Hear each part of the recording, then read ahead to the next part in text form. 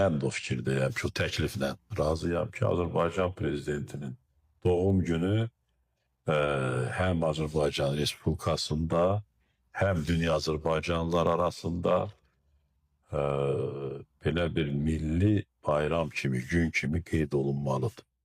Buna bəlkə də Azərbaycan prezidentinin şəxsən özünün də ehtiyacı yoxdur, amma xalqın ehtiyacı var. Ona görə Məhəmməd Əmin deyirdi ki, 3 dənə müqəddəs yer var səcdə qılmağa. Vətən, millət, dövlət, adam yox. Vətənə, millətə, dövlətə səcdə edirlər. Çünki şəxsiyyət ölüb gedən şeydir. Ölməyən nədir? Vətən, millət, dövlət.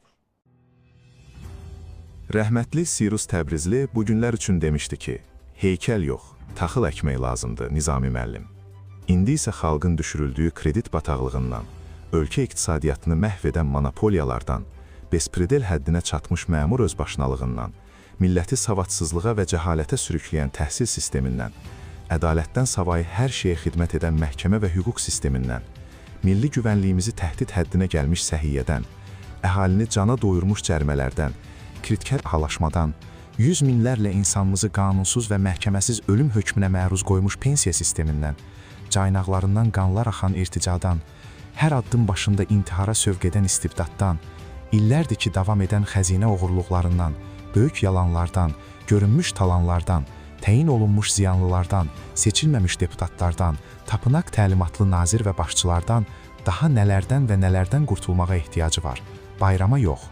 Yetməzmi İlham Əliyevdən Gebtən Əşı, Sapar Mirad Niyazov ya da lap ilə elbaşı Nursultan Nazarbayev düzəlmək ki artıq çoxdan özləri də yox, adları da, günləri, ayları da. Biz nə vaxt tarixdən və dünyada baş verən naqisliklərdən və yaşanan yaramazlıqlardan dərs alıb ibrət götürəcəyik? O ki qaldı İlham Əliyevin ad gününə. Narahatçılığa elə bir əsas yoxdur. Xatircan olun. Zaten onun prezident olduğu müddətcə ad günü onsuz da milli bayram səviyyəsində qeyd olunur və olunacaq. Arzum budur ki, ömrünüz vəfa eləsin və İlham Əliyev prezident olmayanda onun ad gününün milli bayram kimi qeyd olunması təklifini verəsiniz.